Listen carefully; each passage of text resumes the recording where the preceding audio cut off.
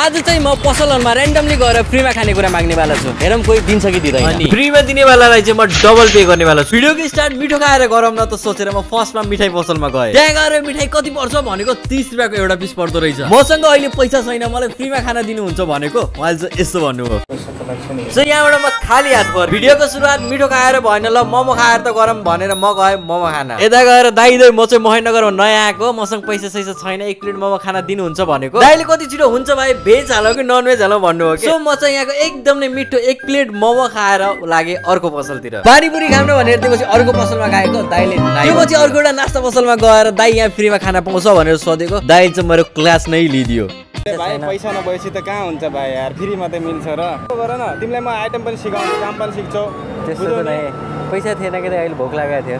अब भोक लागेको छ, अब हेर्दाखेरि च्याट पैसा भए जस्तो छ, मोबाइल छ, सबै कुरा छ। हेर त अब तिमीलाई धन्न इन्दाइले मलाई भाँडा माझ्न लगाइसके त धो धन्नी। त्यहाँबाट बचेर म गएँ अर्को पसलतिर। यति रिजेक्सन पाएर म कस्तो अहिलेसम्म सेड भइसकेको थिएँ कि, तर मैले कोसिस गर्न छोडिनँ। भाइ त म अर्को पसलमा गएर फ्रीमा खानेकुरा माग्छु, त्यति बेलासम्म हजुरहरू मलाई फलो गरिहाल्नुहोस् है त। त्यसपछि अब चाउमिन खाने भनेर हामी गयौँ एउटा चाउमिन पसलमा है। यहाँको दाइले त झन् फ्रीमा पाउँछ भनेर सोधेको, मेरो बायो डेटा नै सोधिदिनु भयो। अङ्कल चाउमिन लियो 60 रुपियाँ। मसँग अहिले पैसा थिएन। पैसा थिएन पर्छ के भयो? नयाँ नयाँ आइयो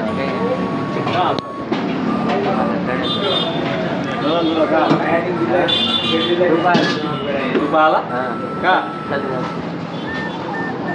कति यहाँ कहाँ पैसा? यहाँ त अहिले 30 वर्ष अरे लियो कि नै?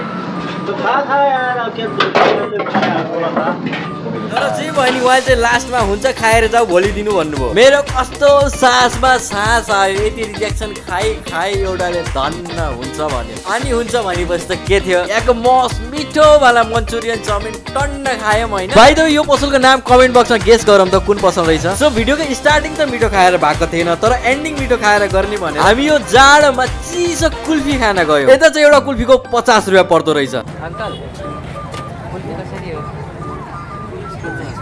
50 रुपियाँ एक बन्ने अहिले। सुन्नु न, मसँग पैसा छैन अहिले।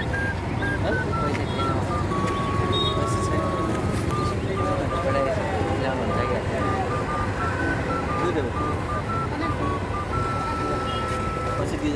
अनि दाइले मैले पैसा छैन फ्रीमा खाना पाउँछ भनेर सोधेको। दाइ त एकछिन सक हुनुभयो। अनि उहाँ चाहिँ आफ्नो वाइफले सोध्नु हुँदै थियो के गरौँ भनेर। अनि उहाँको वाइफले चाहिँ अब खाना आइहाल्यो दिदिनु भनेर दिनुभयो। अनि फाइनली मिठो खाएर हाम्रो भिडियोको एन्डिङ हुने भयो होइन। हामीले चाहिँ फ्रीमा कुल्फी पनि पाएका छौँ। एकदम नै दामी, चिसोमा चिसो खानेको मजा नै बेग्लै हुन्छ।